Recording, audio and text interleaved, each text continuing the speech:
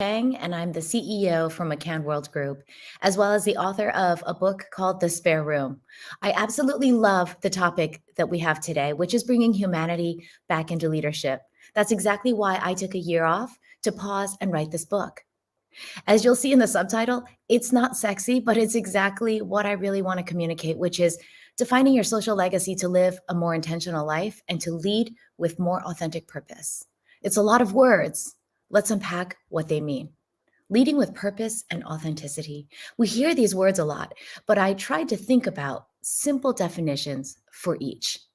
For purpose, I define it as the intention that underpins our action, and it's our reason for being.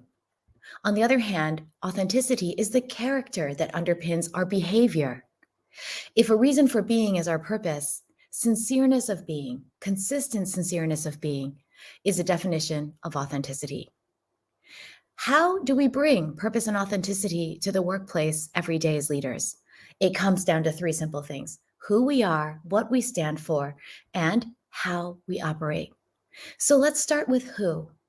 We often figure out who we really are in those defining moments. The book, The Spare Room, covers the stories of a couple of the 17 children and babies that we've cared for in our spare room over the last 22 years. One boy in particular was a defining moment for our family because he had been born with hydrocephalus, an extreme condition where the cerebrospinal fluid goes up into the head but can't come back down. So his head swells. He's in constant pain, and this baby had had a hole drilled in his head. He was dying. And they asked if we would just take him for a few days so he would have a safe place to pass. Our daughter was just a couple years old at the time, and we were really uncomfortable with this. But I think in that defining moment, we'd already had so many spare room kids. And my daughter overheard us and said, "What are you guys doing? You have to bring him home." And so we did. This helped solidify who we were as individuals and as a family. I'll share some photos here of Teo. This is already when he's recovered quite a bit, many months after we brought him home. You can see my husband reading to him. He couldn't move. His head was like a 10-pound medicine ball filled with fluid. So my husband's holding up senses to try and engage him, sounds, music. You can see in the lower left-hand corner, my daughter is trying to teach him how to roll over so he can gain some degree of mobility. She was so convinced he could hold a bottle on his own. Clearly, this boy has some disability, but you can see he's also very happy. And then against all medical odds and everything every doctor told us, he was able to sit up, and we bought him a high chair so he could join us at the table. We put him on a school bus and sent him off to school. He outgrew his largest stroller, and we ended up getting him a tiny little wheelchair. He even got on his therapy bike. Now, this bubble wrap is not doctor recommended, but my husband was having a little bit of fun with him one day. And then one day, he took his first step with a walker. This is his 5-year-old birthday, where he's climbing on the playground outside and my daughter's supporting him. It's absolutely astounding what can happen and what you get an opportunity to witness kind of when you say yes to your own social legacy. Today, Teo's living with his forever family in Texas. The reason I share this story with you is I learned a couple of things as a leader and how to become more effective and how to bring more of myself to the workplace. The first is people know by biological definition, I'm somebody's daughter, right? They know I might be married, I might be a mother, they might see photographs on my desk, but first and foremost, they'll see the title.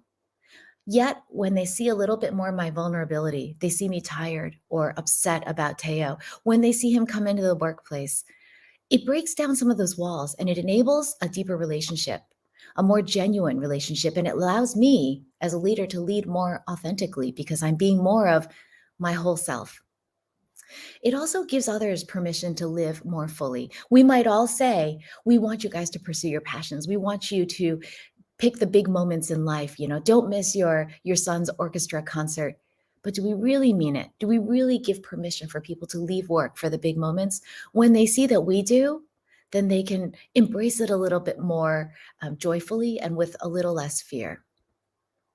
The third thing is I discovered a little bit more of my own capacity. People often ask, how do you do it? How do you have a job and take care of your birth daughter and take care of these other children? We have more capacity than we have any idea of. And I think if we don't push the edges, imagine you're on the inside of a balloon, you don't know how far you can stretch.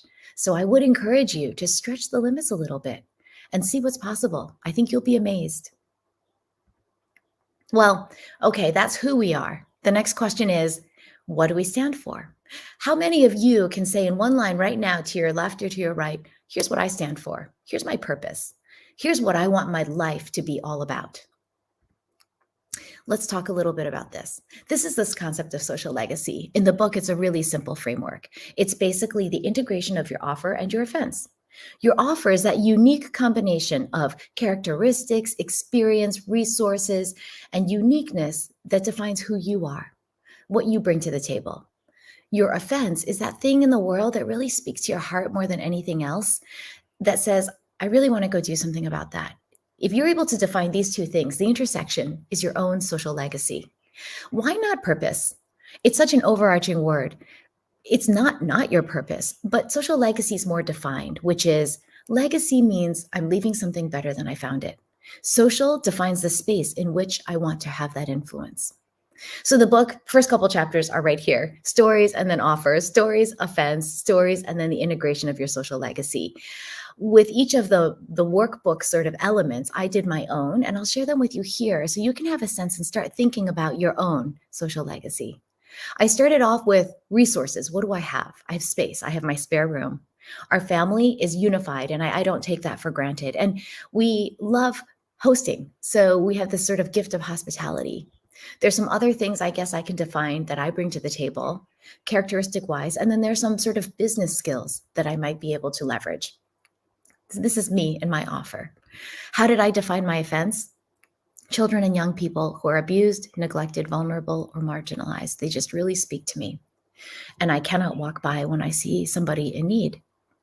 The intersection of those two things, I've defined my social legacy as providing good kibun for those who stay in our spare room. Kibun is a Korean phrase that was introduced by one of our spare room guests, and he defined it as a comfort for the spirit. I thought that was so lovely. It's basically, I feel so at home here, I can just put down all my guard and completely be myself. When he shared that with me, I just thought that's exactly what I want my legacy to be. I want people to come in our home and just sprawl on the couch, open the fridge and get yourself a drink. And by the way, that's exactly the kind of workplace I'd like to create. We talk about DE&I, creating a sense of belonging. Today, we're talking about bringing humanity back into leadership. For me, it's about creating a space of good kibun, or a comfort for the spirit. I'm going to share with you one more story. Of all the 17 kids, we had 2 with hydrocephalus. The last one was our 17th, and he just left our house last month. This is Wayne. And what's amazing is because we had Teo, we had a little experience dealing with some of the medical challenges. I want to share with you just 3 quick videos. This little boy came to us much later in life than Teo did. And this is him learning how to eat. Many of us probably haven't experienced this because our babies were there when they were babies and they figured out how to eat in a relatively expected pattern. But check this out. This was Wayne coming to our house. He's already probably about 4 years old in November. And my husband's trying to teach him how to feed himself.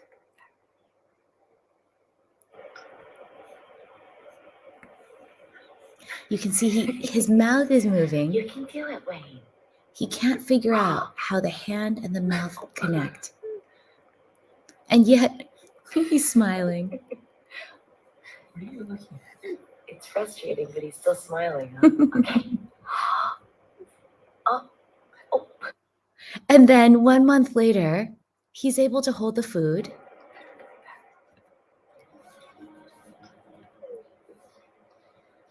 His mouth is still going. He wants that. He can't figure out how to get it in his mouth, sweet thing. Is he the cutest? You can do it, Wayne.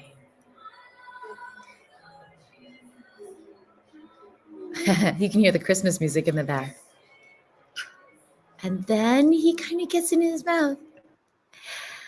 And then here, this is in February. Check this little guy out.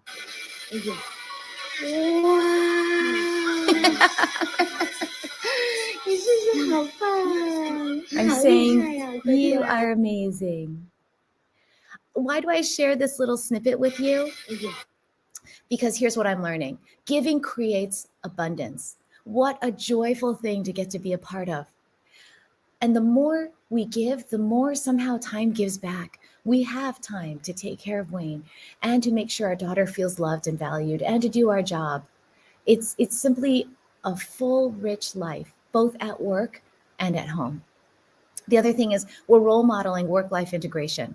I think this is really important as leaders. It's easy for the leader to kind of leave early and say, well, you guys just get home when you can.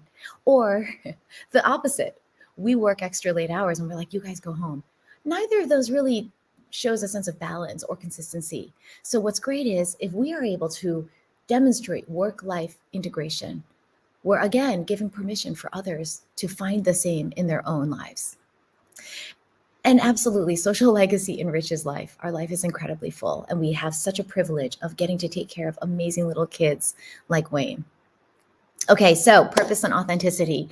We've talked about who we are, what we stand for. We cannot forget, a lot of people may not see the who. They may see the exterior.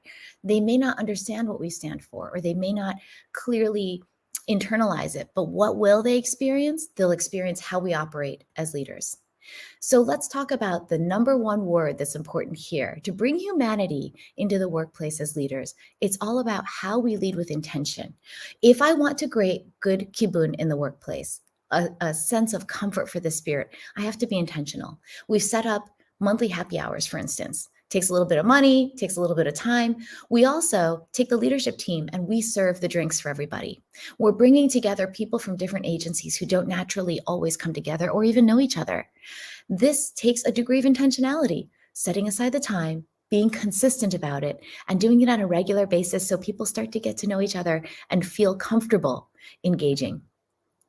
When we can't go home because of COVID, we intentionally create a Chinese New Year party here. I'll open my home and invite them in, and we'll call it a family party. All of these things are intentional as well.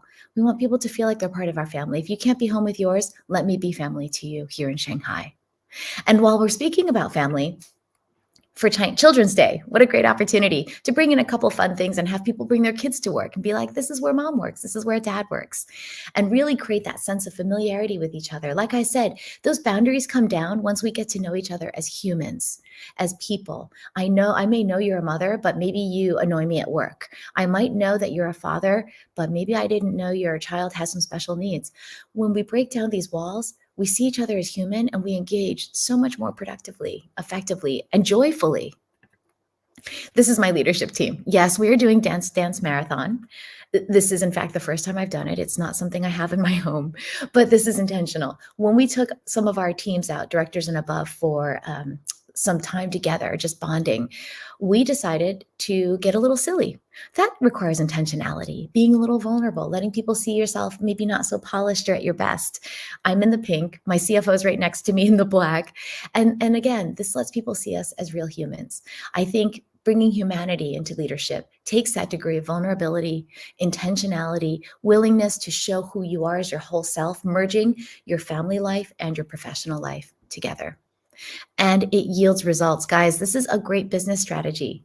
These are just, I think, 6 months apart in terms of our anonymous employee survey. You can see people feel their well-being is more cared for. They feel more connected across the different agencies. And as a result, we're driving revenue, margin, client satisfaction. Bringing humanity into the workplace, being a full leader is a great business strategy. Now, the last thing I want to say is I feel privileged. I get to work for a company where I can truly be myself. And I, again, don't take that for granted. I get to share about the social legacy idea in my book, excuse me, and we're helping brands earn a meaningful role in consumers' lives. That's what McCann World Group is all about. So I'd also kind of pause and say, I haven't always been here. You may be, you may not be.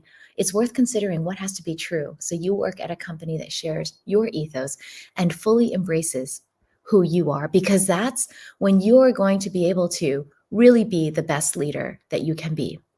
So today I'll leave you with a quick thank you and a question. What's your spare room? Feel free to continue the dialogue with me. Here are my contacts. And thanks again so much for having me.